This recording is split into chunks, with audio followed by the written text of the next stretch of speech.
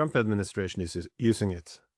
Very good, because the point is this isn't Muy bien, porque la cuestión es que esto no es una reafirmación de la doctrina Monroe, sino una completa distorsión de la misma, y ha cambiado repetidamente a lo largo de la historia.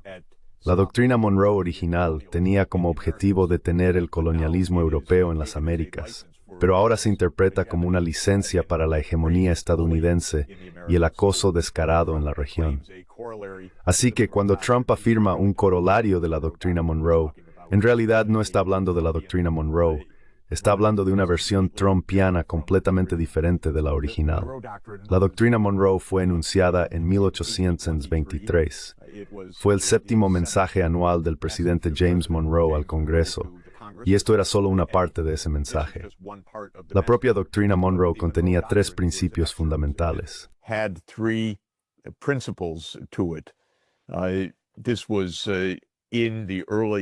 Esto ocurrió a comienzos de la década de 1820, después de que los países latinoamericanos hubieran obtenido su independencia tras las guerras napoleónicas.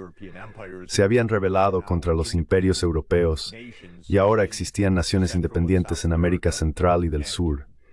Estados Unidos declaró, en primer lugar, que la era del colonialismo europeo en las Américas había llegado a su fin. Eso no significaba el fin de las colonias europeas. Algunas de ellas han perdurado hasta hoy, por ejemplo en el Caribe o incluso en Sudamérica. Pero la cuestión era que no habría nuevas colonias. El segundo principio establecía que Europa no debía intervenir en los asuntos del continente americano. Era por tanto una idea de no intervención, no solo el fin del colonialismo, sino también el fin de la injerencia europea.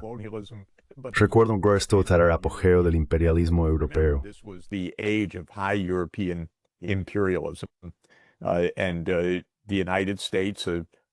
Y los Estados Unidos, un país nuevo y relativamente débil en aquel momento, afirmaban que los imperios europeos no debían entrometerse en los asuntos internos de los países recién independizados que se habían separado de Europa. Había una tercera cláusula, casi nunca mencionada, pero muy importante, que decía, por cierto, que los Estados Unidos no se entrometerían en los asuntos de Europa. Así que desde el principio, la doctrina Monroe fue una doctrina de reciprocidad. Esto casi nunca se menciona. Los Estados Unidos, desde el principio, decían, vosotros no nos molestáis, nosotros no os molestamos. Ahora bien, esto nunca se ha aplicado realmente, al menos no desde que los Estados Unidos se convirtieron en una gran potencia. A nivel internacional en el siglo XX la doctrina se ha aplicado como vosotros no nos molestáis y nosotros os molestaremos cuando lo consideremos oportuno. Muchas gracias.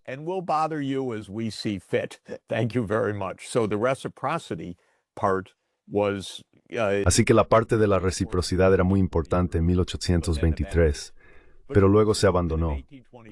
Se puede ver que en 1823 la doctrina Monroe no era una doctrina que reclamara prerrogativas de Estados Unidos en América, ni el derecho estadounidense a intervenir, ni nada por el estilo.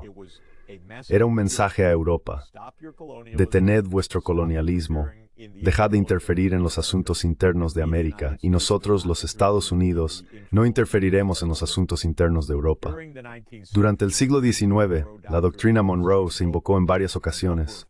Por ejemplo, cuando Napoleón III intentó instalar un emperador en México, y Estados Unidos dijo que no, que las potencias imperiales europeas no podían entrometerse en América.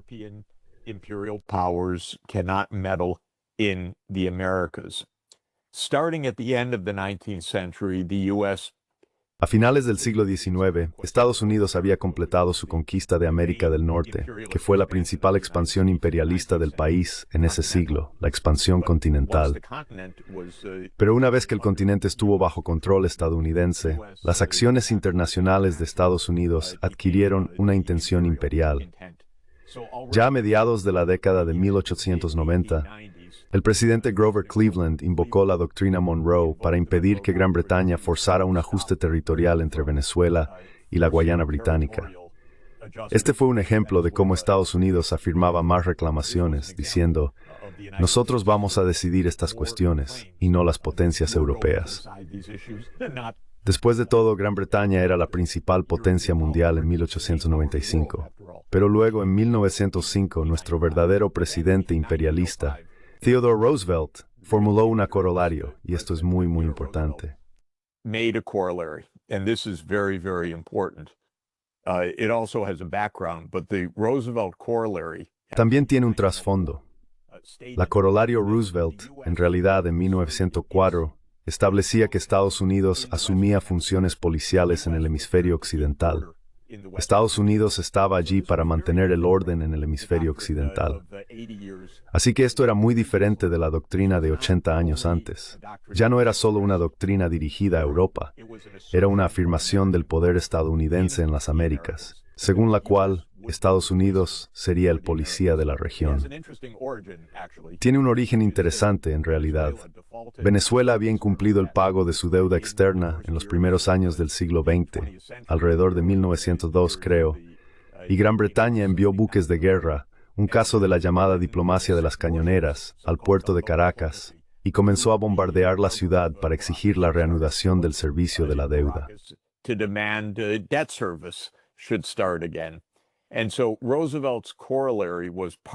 Así que el corolario de Roosevelt fue en parte para detener la diplomacia de las cañoneras por parte de Gran Bretaña y otras potencias europeas acreedoras.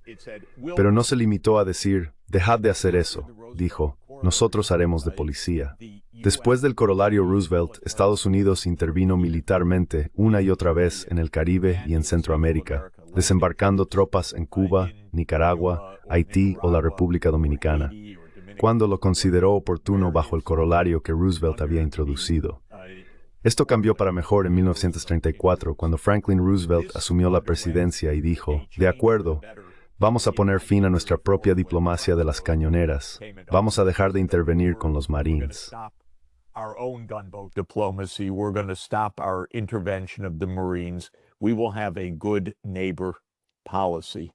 Tendremos una política del buen vecino. Y esto se debió a que América Latina hervía por todas las intervenciones militares de Estados Unidos.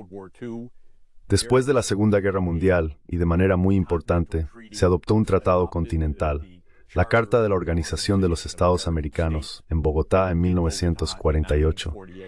Y en esa carta, creo que es el artículo 19, hay una cláusula de no intervención muy importante, que establece que existe seguridad colectiva en las Américas y que ningún país intervendrá militar ni políticamente en los asuntos internos de otro país. Qué agradable e interesante, y qué diferente de lo que se afirma ahora. How nice and interesting and how different